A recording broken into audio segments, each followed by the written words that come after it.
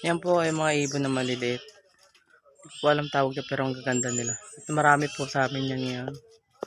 Ganitong panahon dumadami sila. Kasi laki niya lang po ang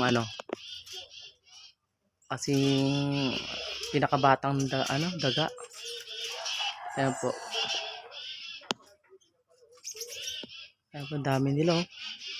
Kakagulo po sila ngayon. Mga naglalaro. Malaya po mga ibon dito sa amin. Ang cute nila. At may iba-ibang kulay din po yan.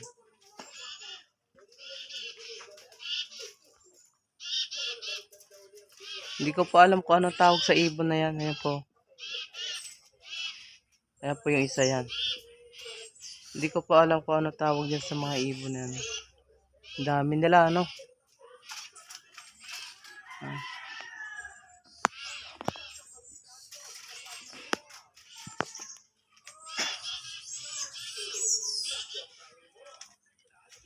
Sobrang dami nila. Sitting. Very nice.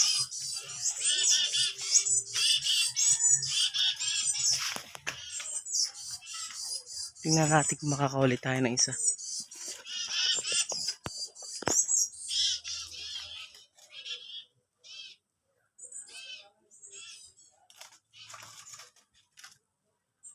Apo.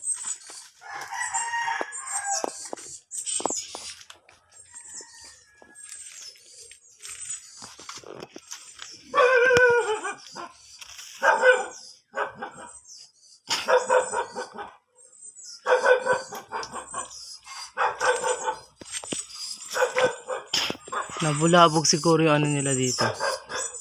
Ayan po yung pugad nila.